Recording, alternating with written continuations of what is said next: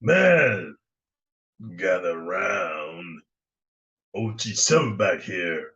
And today, guys, I'm going to share with you some stories that will help you to understand the dynamics between men and women in society.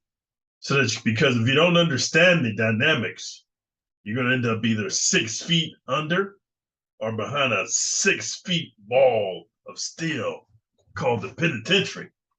So without further ado, guys, I'm going to invoke the YouTube fair use algorithm because I'm going to be commentating on some videos that will demonstrate my point.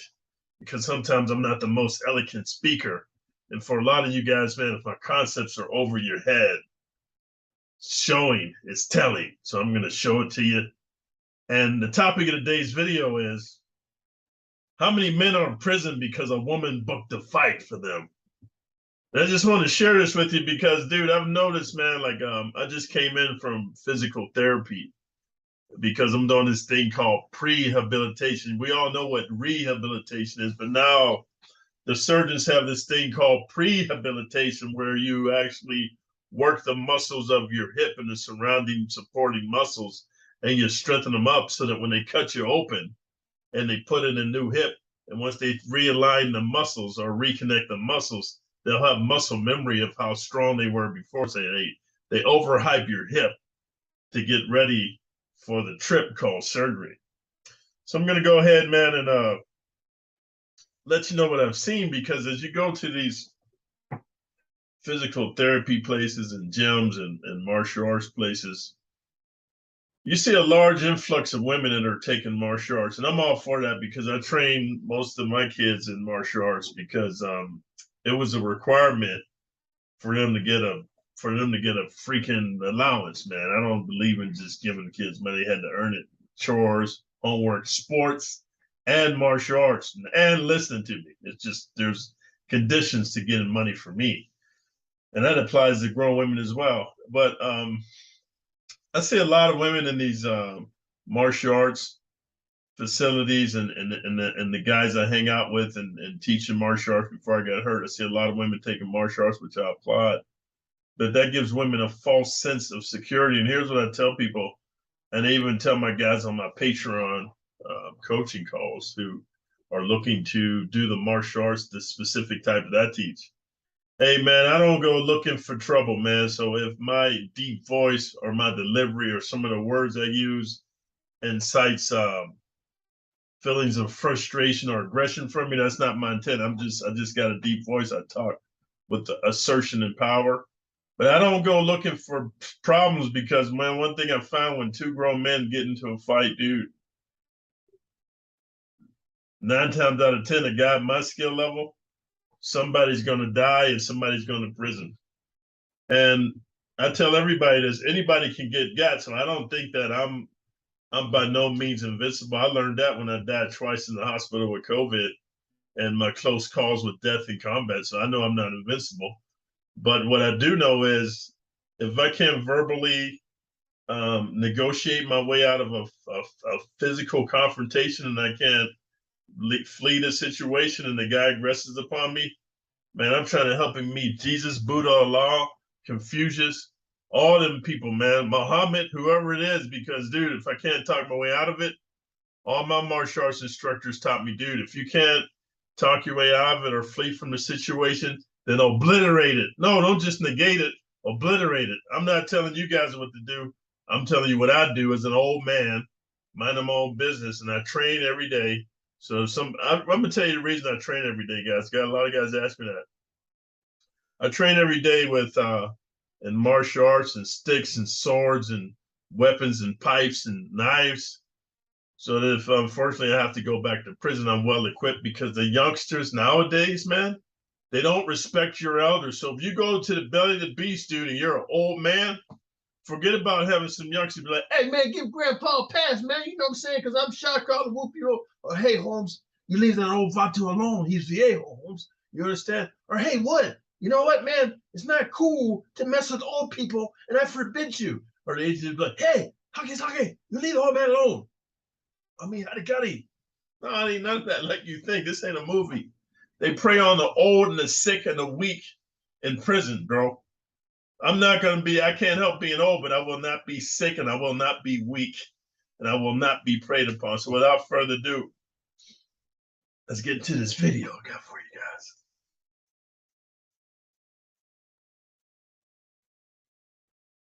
Guy and this girl who were on the street, and I think it was like a closed circuit TV camera. I don't even think it was like a cell phone cam. And the guy meets some other dude on the street and just like floors the guy, puts him to sleep. And the girl's like there and she's asleep. She doesn't call an ambulance. She doesn't help him up. The guy is like out cold. The other dude, the guy who was the assailant, he takes off, right? And she's there and she just walks away, walks off, right? And you probably are gonna understand. Or you probably remember when I don't think I showed the video. I have to be careful again with showing stuff like that. But like the one video, it's famous now. I think it was 2018 or 2019 where the guy was in the club in the foyer. And yes, you sent it to me. I do have it. I'm just not going to put it on the show. But the guy's in the foyer or the lobby area of this club, and these two couple are fighting. The guy turns into a white knight, gets up off the seat, the waiting room seat, tries to split him up, and the boyfriend guns him down right there, cold blood, dead. And you know what? Girl walks out the club with him, goes right with him.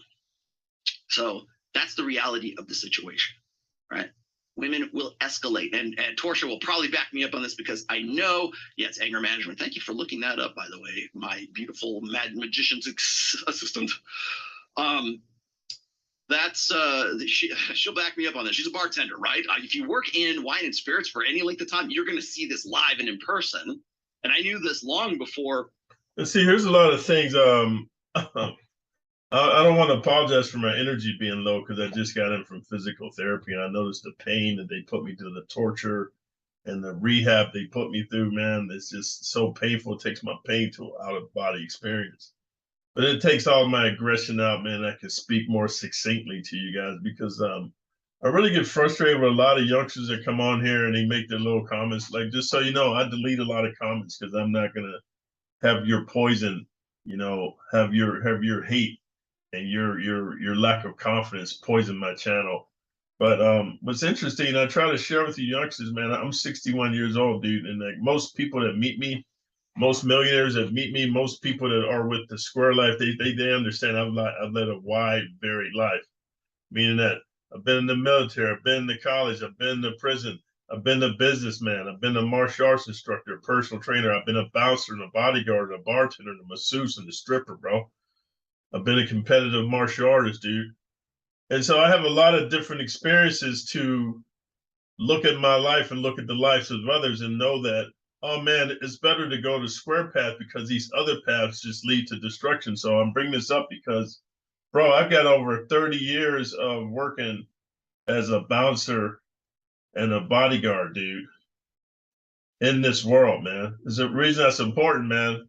And I ask these people this all the time. I ask people, have you ever heard of a 60-year-old bouncer, man? And most people, when you think of a bouncer, you think of a guy that's in his, early 20s, maybe mid 20s to at the very oldest, maybe he's late 30s, right? Because you got to be physically fit. What does a bouncer do? You bounce people out of the club that don't want to leave or they're disrupting the business, right? And so I asked people, how do you think I became a 60-year-old bouncer? They're like, oh, your wisdom and your this. I said, no, bro, because the dude checked my resume, bro, and he checked my background. He know, and I can handle myself. I know how to handle big, strong men in a way that utilizes their strength and anger and force against them using joint manipulation. So you can call it whatever you want. You can call it Brazilian Jiu-Jitsu, Japanese Jiu-Jitsu, combat Jiu-Jitsu. You can call it grappling, you can call it pancration, you can call it Aikido, you can call it whatever you want. I'm very good at that. And so then it lessens the damage to other patrons and then to the club itself. And that's how I became a 60-year-old bouncer. But I bring that up because, dude, being a bouncer, you get to see three things, bro. You get to see female nature for what it is, man. It's called hot girl summer, but hot girl summer is not just in the summer, it's every day. And girls come into the nightclub, they what's that? They bait men and they seduce men to buy them all kind of drinks and give them drugs with the promise that they're gonna have sex with the man at the end of the night. And then when they end up leaving with somebody else, dude, or just ghosting the dude, then the dude gets upset, man, and then he wants to fight. Number two, you get to see how men handle how most men are beta males, even guys with money, even big strong dudes, the way they let women just manipulate them and use them. And number three, you get to see how society caters to women. Like I'll give you an example, the clubs that I bounced at, they let most hot girls in for free. And then they make the men buy them the drinks. The men got to pay cover to get in. Then they got to buy the drinks. So I'm just saying, bro, you get to see female nature, female behavior for what it is. And you get to see that the reason is the way it is because most men are beta male simps, bench warmer boys, chimpanzee manginas to allow a creature that's smaller than you manipulate you because you got a big hard boner and she can make it soft and wet for you. Come on, man. There's more women than men geographically, dude. So you got to act like the commodity that you are, bro. You got to act like the scarce commodity that you are. You know, social media started like making it unignorable, but you can see this every single day. So the more dangerous message here is not don't learn Krav Maga, which I don't think is what he's saying. It's just like don't be overly dependent on that. Don't think that that is your ticket out of a hostile, violent situation. Because as any woman, hell, as any guy will tell you, the dude who's going to win the fight is the guy who's crazy enough to win it. The guy who wants to beat your ass because he's got nothing left to lose. That's the guy who's insane, the guy who's high on, well, God knows what, the guy who's, 3 beers in. That guy likes to fight guy, right? That guy. When people drink, and I'm sure anybody who works in wine and spirits knows this, they're different. It's body weight. It's physical aggression. How do I know that? Well, I'm about to show you, because as if you didn't need any more proof than just the sporting proof, reality meet ideology. Okay, well, here we go. Let's for the more rational minded of you, for the more literal minded of you, let's look at some stats, some empirical data. What the hell is this, Rollo? 1870 for target acquisition, instrumental rotation of spatial and point of this whole screed here. Okay, the fact is that we're teaching girls this false sense of security. You need to be careful. You need a man to defend you. That's half the time when you see these videos where the girl's slapping the guy and the guy pushes him off, 10 guys pile in. That's the reliance. They're relying on the fact that there's going to be a guy there who's going to pick up the slack for them. Or you see a girl who gets like just cold cocked on the New York subway, just like she was saying, right? You see that girl who just takes one, right? And you're like, what's the first thing in your mind? What's the first thing any woman will say when she sees violence towards a woman and nothing happens? What's the first thing? Oh, how come she doesn't know Krav Maga? I guess she didn't train hard enough. I guess she doesn't know what she's doing. No, the first thing we say is, where are the guys? Where's the dude? How come these men don't know that it's their chivalrous, masculine, honor-bound duty to protect their woman? Why isn't that, why is that the go-to when we see something like that? I remember seeing, I forget what, I think it was probably like 2017. Somebody showed me this video, and it might have been. Okay, guys, I think you got the brusque of that. I'm just want to give you some examples of other people who are validating my point. I want to go to somebody else because I don't like making my videos long because a lot of you guys complain, and I get tired of hearing about whiny, wimpy dudes that don't want to sit down and learn something, dude. Entertainment's cool, but sometimes it's cool to educate yourself, man. But let's go into this video here. Okay. Firstly, you're confusing 1% of men with all men. The majority of men have no money, no power, no sex from their wife. Back. They won't get to see their kids, and they don't. So most men, their life sucks. Okay. That's the first thing. The second thing, when a man gets up at 4 in the morning to go carry garbage to earn a good wage, he ain't thinking, I'm going to do this so I can oppress that bitch because she's broke. He's doing it thinking so I can provide for my family, so my woman can stay at home and raise my kids and have nice nails while So all I'm saying in the narrative in our society, dude, that's why it's very confusing for young guys, man. In our society, they pitch the narrative that A, it's your job to protect women. B, it's your job to provide for women. C, it's your job to be slave women.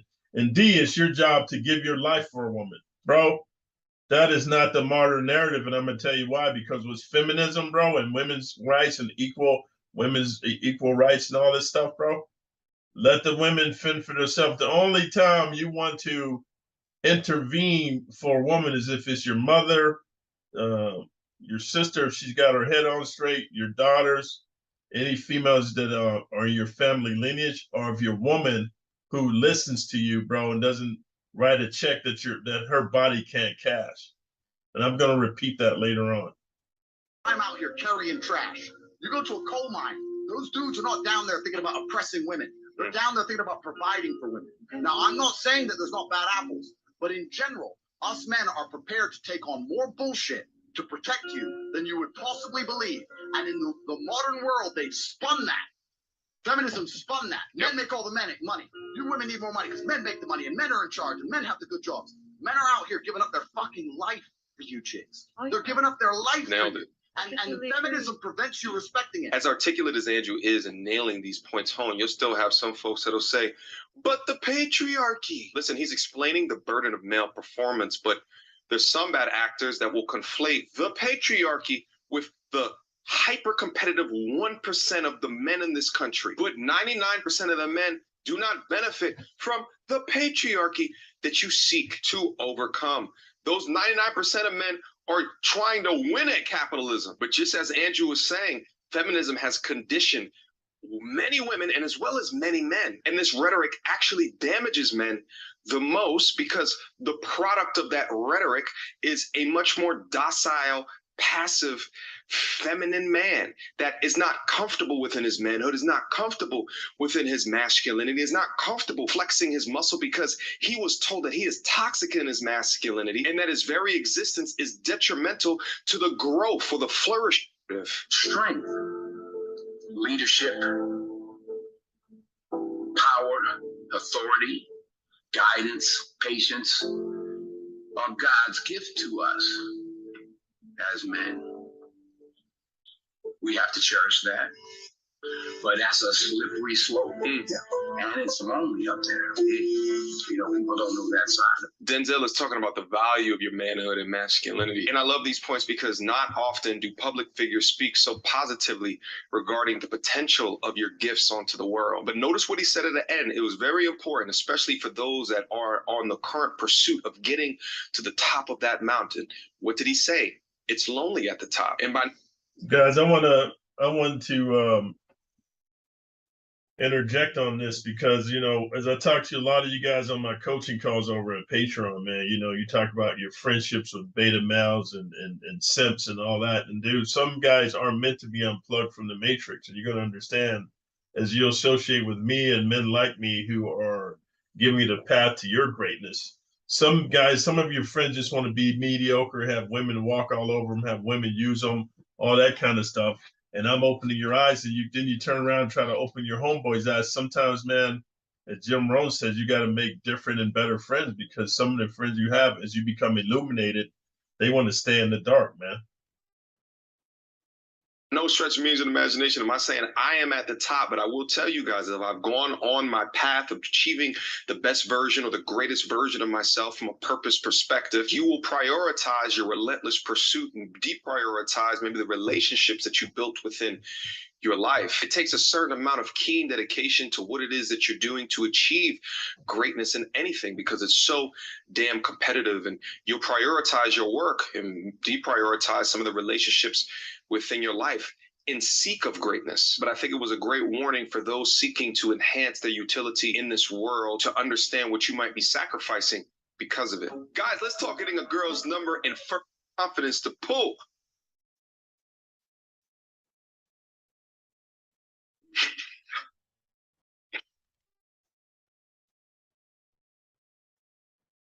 But it's my mother's love. That's what you want. That's all we want. Any woman that we associate with because they remind us of our mother, even subconsciously. Yeah.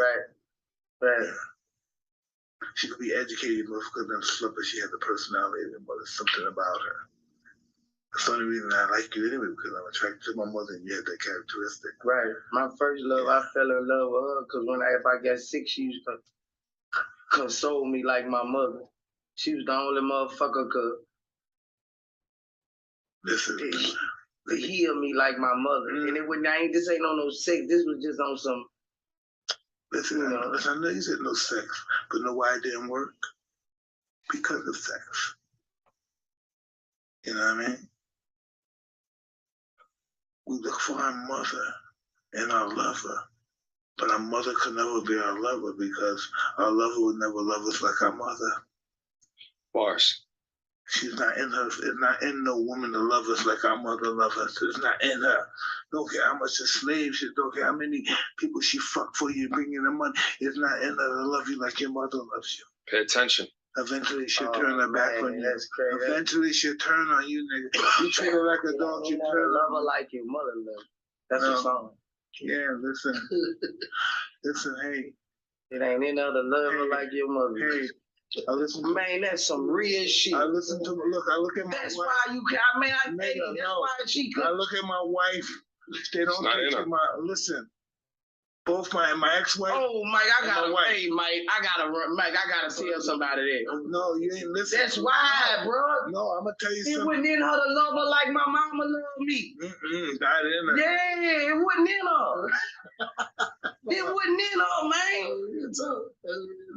Know why? Because her survival, even though she does everything she does for you. Really? Listen. Everything she does for you is for her survival. Yep. Everything your mother do for you is for your survival. Now listen, that's crazy. Listen, can I tell you something? It's not over, nigga. Right? I just want you to know it's not over. Yo, who would have thought Mike Tyson would have came with the crazy bars like that? Too many modern men today believe the Disney fairy tale or the narrative of falling in love. Women think about their own survival when it comes to dealing with you.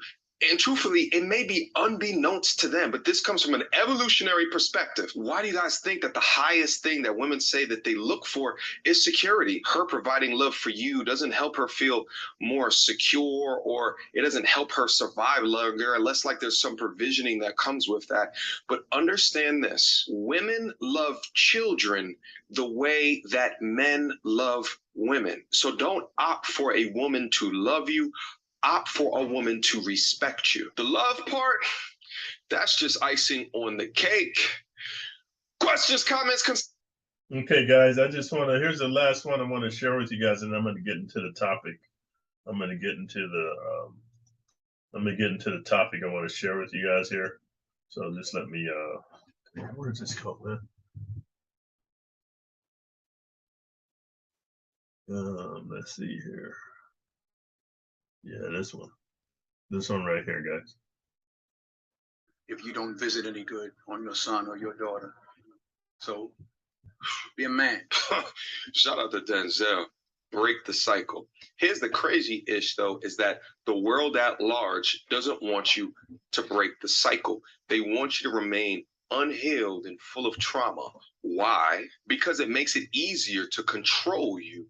That's why I asked you guys to stop being a troll, man. A troll is a person who is not happy with their life, and so then they find somebody who is having even an inkling of success, and they want to tear you down, whether it's some stuff you did in the past, or you're not, where you need to be, or they're just not happy with their life, and they want to look and tear your life apart. And that's negative energy that you're putting out into the universe. Trust me, guys.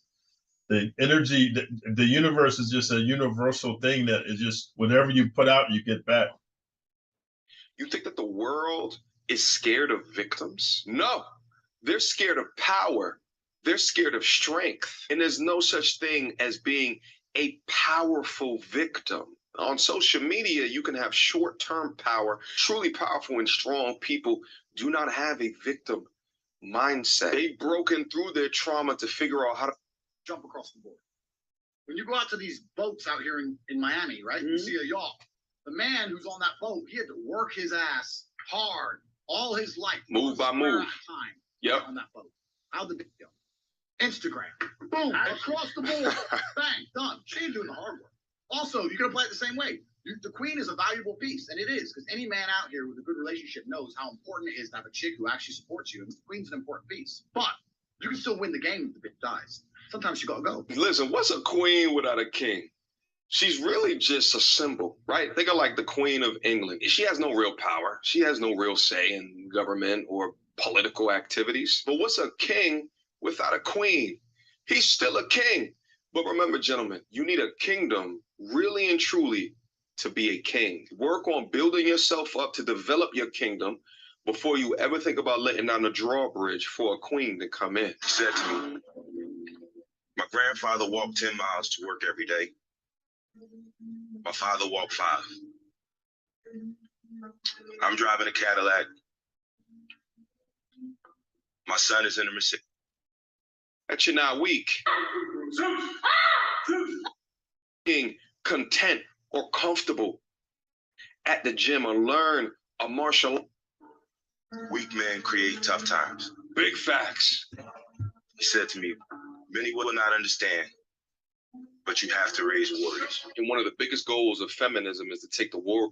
My father walked. I had to start it from the beginning, guys. Bear with me. I'm almost done. I'm driving a Cadillac. My son is in a Mercedes. Said my grandson will be in a Ferrari. But he said my great-grandson will be walking again. Oh. So I asked him, I said, well, why is that? And he said to me, Great weak men. Tough times create strong men. Strong men create easy times. Facts. Easy times create weak men. Facts. Weak men create tough times. Big facts. He said to me, many will not understand, but you have to raise warriors. And one of the biggest goals of feminism is to take the warriors out of society. Listen, weak men are the absolute bane of every society. Weak men allow children to have sex change operations.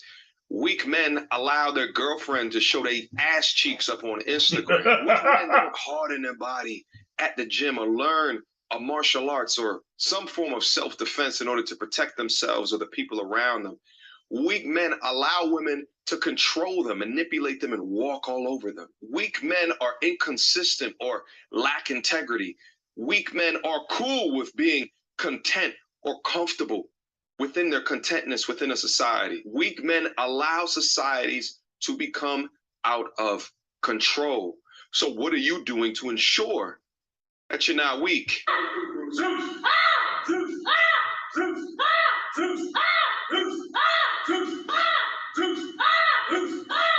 Pull it, punch all the way through. When you feel the pain, go all the way through. That could be a barrier in life or anything. Punch hard. Now punch it hard enough. Punch through it. You feel pain? Shake that off. Let's go. That's what this is about. Good. Let's get to that. Why are you crying? That's what this is about, son. It's okay to cry. We cry again. Break through your barrier, young man. Tell me, why you crying? It's part of the test for a reason. Why are you crying? Just go ahead, son. Because what?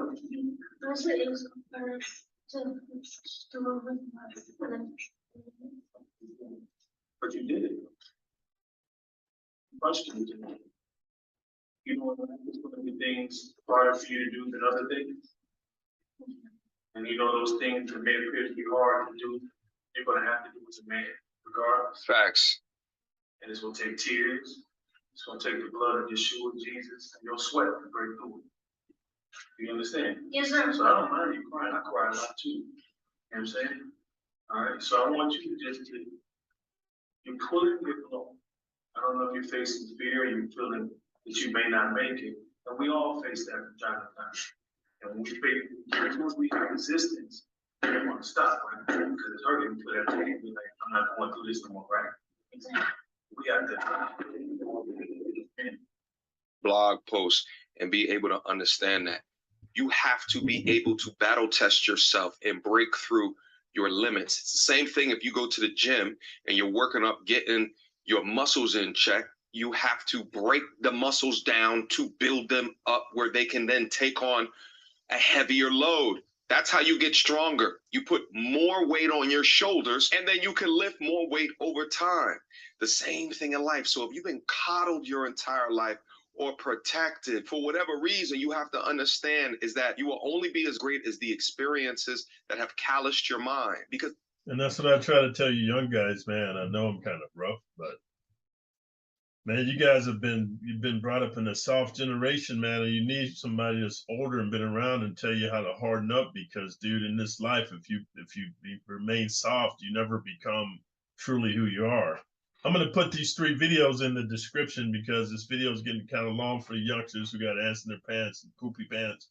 So here's the main crux of what I want to get to before I commentate this right here, guys. A society might throw at him. It's sexy, we share. As you can see, these fools want to start trouble. There are many of them, so the only way to survive is to keep on working. Are you dumb? But, ladies and gentlemen, we have a complete fool. We're gonna deal with these fools. Monko should deal with them. No, look at the food. No, look at the food. See, look at. And I am about to die. I want to die. Tell your father to do it. Jokes aside, how many men are in prison right now because a woman booked a fight for you? Shit, even Shahrazad Ali told y'all about this. Not out there cussing, jumping up in men's face, screaming and hollering, acting a fool, trying to act like she a man. And then when some other man deal with her like she a man, then she want you to jump in and save her. It don't work like that. It doesn't. It don't work like that. It absolutely doesn't. And you have to be careful, because black women will book a fight for you and walk away. Yeah, early, right? How many of our black men are in jail right now because of situations like that? And I know a lot of brothers who are taking time for sisters. Women like this book fights for you because within their minds, this is what they want, right? They want a knight in shining armor that can come out and save the day, irrespective of the logic of the particular situation. But here's the thing, simps respond. And I know that you're a simp. Why? Because she is controlling you. And a man... Hey guys, I could not have articulated that better, dude. That's why I like to get other videos, man, and commentate on them because my vocabulary is limited. And then sometimes I get so passionate. But here's the main points of the video, this video. How many men are in prison because a woman booked a fight for them? It's a rhetorical question. And I can tell you it's a lot. It's a lot of guys in prison for a woman booking a fight for them, and the fight escalates into the death of somebody, bro. And then you got to do the time. There's a lot of guys in the penitentiary because a woman booked their fight. And as Mediocre Tutorials says, and shout out to him, he's got a lot of knowledge for a young guy. Only simps respond. I'm gonna tell you a story real quick before I get into the bullet points, man. So one time I was in California and I was teaching martial arts. And I met this really hot little Filipino girl. She was really nice, beautiful. And so, she was like, oh, I like your style. Let's hang out, hang out to me. We go for a drink, whatever. Then I'm gonna go back and smash her. So I picked her up, man, at her place, man, and she was all like dressed with, I call it a spray-on dress, dude. It was so tight, cleavage showing, and it was like where you could see her camel toe.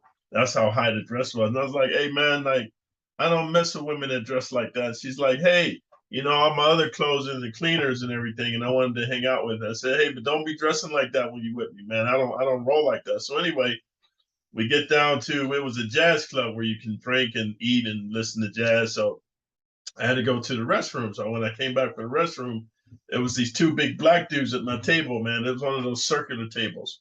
And one black dude was at this part of the table. She's in the middle. And another big black dude was on the part where I wasn't able to slide in coming back from the bathroom. So I walked up to the table and the one big black dude says to me, hey, my man, is it okay if we sit here? Because there was nowhere else to sit. And I said, hey, man, it's up to her, man. And she goes, no, I told them I was with you and they didn't want to listen and everything. And then I was like, oh, man, it's cool. I was like, you know what? Hey, let's go. So I told her, let's go. I'm not trying to beat the snot out of somebody because I'm a skilled fighter, bro. Plus, I'd be carrying cookies on me, right? So I told her, let's go. So then, the one big black dude on the right side of the table was like, hey, my man, I'm not done talking to her. When I'm done talking to her, she can go. And I was like, dude, are you for real, my man, or are you stupid, man? And another big black dude said, no, man, he ain't stupid, but you want to get ready to act stupid. We just trying to talk to her. So what I did was I walked up to the bouncer I knew the dude. He had a twisted nose and cauliflower and busted face, big old 6'8" dude, like a big Russian dude. And I said, "Hey man, check this out, man. I come to this club all the time and listen to music, man, and have a good time, bro. I'm not trying to have no problems, man, because there's some dudes at my table. They don't want to let the lady leave. And I'm gonna tell you something, my man. If I go over there and handle it, we're gonna be on the news because it's gonna change your life, the life of the club, and everybody's life." And the big Russian dude knew me, man. We trained together, man, and cage fight and stuff like that. So he went over there and told the guys, "Hey, man, move up from the table, man, or leave." So then I take the girl outside, and she's like, "Oh, you're such a big, strong martial artist, but you had to go and tell the bouncer." I said, "Man, check this out, man. I ain't gonna let the way you dress or handle yourself have me go to prison for the rest of my life, man. Matter of fact, you know what, man? Walk your ass home." And I left her. So I say that to you guys because, man, women will, there was a saying when I was a kid, don't write a check that your body can't cash, meaning that don't be running your mouth, dude. If you don't know what the other dude is into or what he's about, you never know what a dude is about. Just because some dude look like a square or a buster or a chump or whatever, dude, you don't want to go around inciting violence, bro. There's some people, man, that got screws loose, man, and they'll do something to you, man. And women always write checks that their bodies can't cash, dude. And the simps and the beta males is the ones always stepping up to defend a woman, dude. If a woman's running her mouth and she don't listen to you when you tell her to shut the F up, then leave her, dude. Leave her for that situation. Let her handle it. Number two is there's so many men that are dead or doing life in prison behind a woman's mouth, bro. And here's the last thing I wanted to tell you, man. Remember what Andrew Tate said about chess? Like Denzel Washington said, this is chess, not checkers. If the king falls, the kingdom is dead. Remember that. Build your own kingdom, and then that way you can have many queens. If one queen's not working out, fire, like they said in New Jack City, you've been canceled. And I got to give a shout out to Henry Cortez of Fighters Corner in Salinas, California. We used to train cage fighting together, man. And this is what he said to me one day. He said, "It's good to be king. And the only way you can become king is to align yourself with men and people in situations where you can build your own kingdom, where the women, and when you let the drawbridge down, they come into your kingdom. They are willing to be subjugated and dominated because you are the king of your castle."